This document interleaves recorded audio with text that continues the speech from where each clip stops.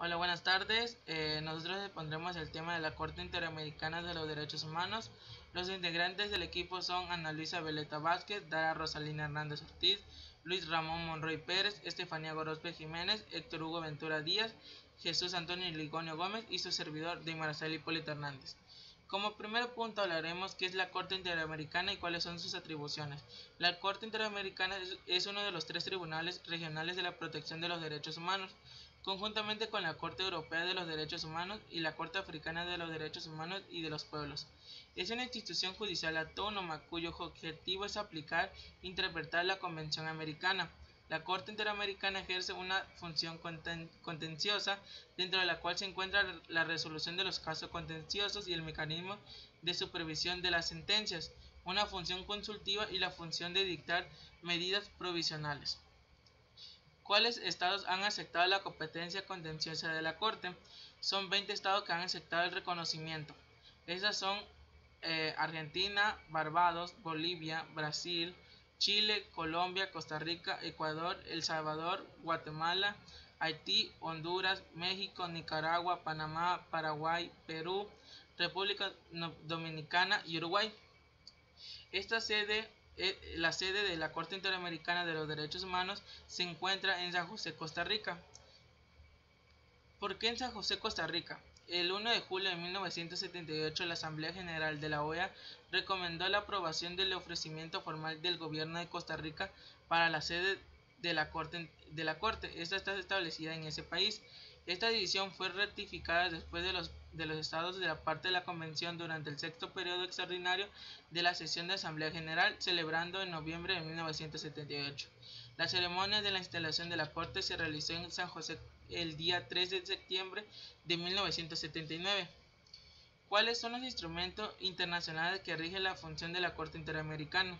La organización, procedimiento y función de la Corte se encuentran regulados en la Convención Americana. Además, el tribunal cuenta con un estatuto aprobado por el Estado mediante la Asamblea General de la OEA y un reglamento expandido por la propia Corte. También, las vigencias que están en esa Corte es la vigencia del estatuto y el reglamento actuales, la vigencia fue hecha en 1979, mientras que el reglamento entró en vigencia el 1 de enero del 2010. ¿Cómo se integra la Corte Interamericana? Esta se integra por 7 jueces y juezas nacionales del Estado, miembros de la OEA, y también que cuentan con Secretaría de la Corte, que la Secretaría también está compuesta por un secretario y una secretaria adjunta, los cuales dan soporte legal y administrativo a la Corte en su trabajo judicial. Esta también cuenta con programas de ayuda, se puede decir, que son programas como el pasantías y visitas profesionales. El programa de pasantía y visitas profesionales de la Corte ofrece a estudiantes profesionales de las áreas de derecho relacionados internacionales, científicos, políticos, lenguaje y traducción la oportunidad de realizar una práctica del sistema interamericano. Este programa tiene como una finalidad dar a conocer el funcionamiento del sistema interamericano, los instrumentos internacionales aplicados y difundir las actividades del tribunal, brindar las participaciones seleccionadas y experiencias de prácticas relevantes al complemento de los estudiantes y los profesionales. A continuación les voy a explicar cómo se eligen los jueces y juezas de la Corte Interamericana. El secretario general de la OEA solicita a los estados parte en la convención en que proponen una lista con los nombres de sus candidatos para jueces y juezas de la Corte. Cada estado puede proponer hasta 6 candidatos nacionales del estado que los propone o de cualquier otro estado miembro de la organización. En caso de que se proponga una terna, por lo menos uno de los candidatos deben ser nacional de un estado distinto del proponente. Los jueces y juezas son elegidos a título personal por los estados, partes en votación secreta y por mayor absoluta de votos. La OEA inmediatamente anterior a la expiración del mandato de los jueces salientes. El mandato de los jueces y juezas es de 6 años y puede ser electos una vez más con el mismo periodo. Sin embargo, los jueces y juezas determinan su mandato y siguen participando en el estudio de los casos que conocieron antes de que expirara su periodo y se encuentra en un estado de sentencia. Y eso sería todo. A continuación, espero les haya gustado. Muy bien, pues muy buenas mañanas, tardes o en el tiempo que se esté viendo este video.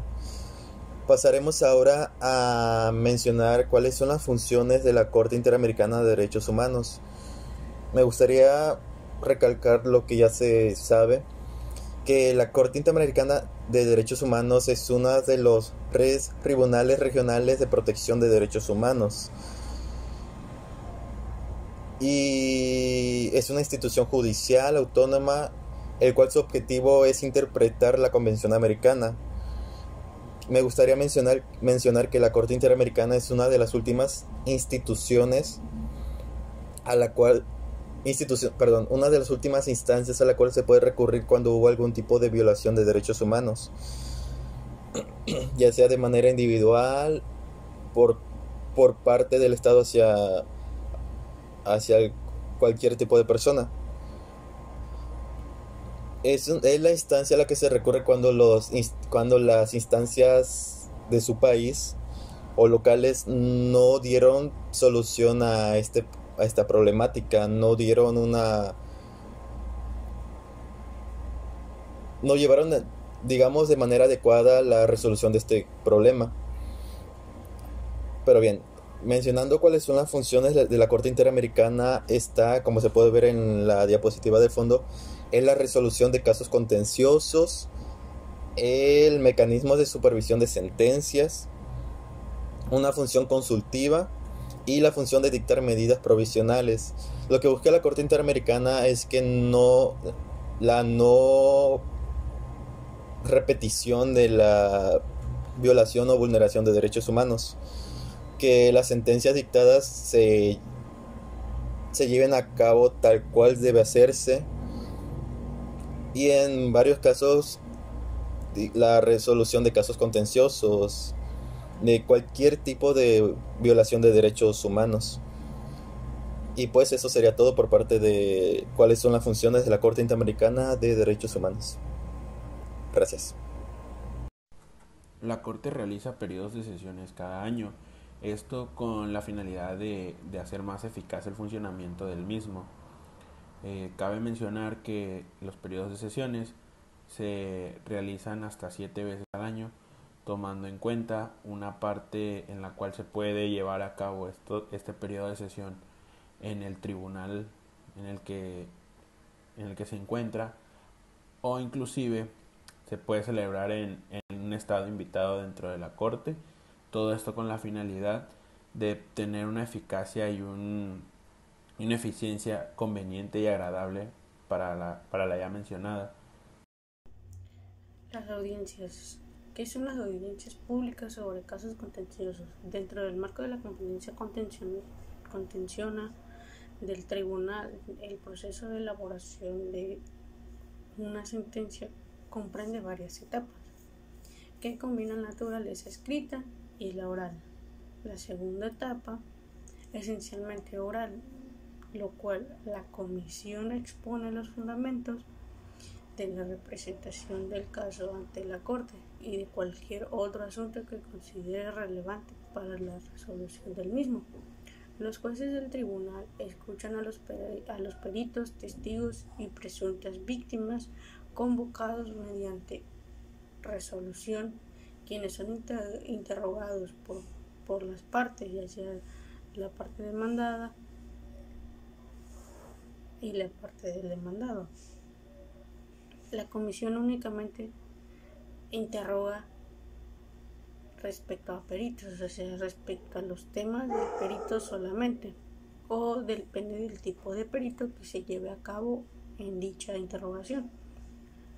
Concluidos los alegatos, la comisión presenta sus observaciones finales y luego, lo cual tiene su lugar, preguntas finales que realizan los jueces a las partes.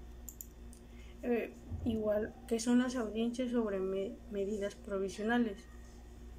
En una audiencia sobre medidas provisionales, los representantes de los beneficiarios y Comisión Interamericana tienen la oportunidad de evidenciar y, de ser el caso, la subsistencia de las situaciones que determinaron la adopción de medidas provisionales, mientras que el Estado debe presentar información sobre las medidas adoptadas, que con la finalidad de superar esas situaciones de extrema gravedad, urgencia y irreparabilidad del daño, y en el mejor de los casos demostrar tales circunstancias que han dejado de verificarse en los hechos.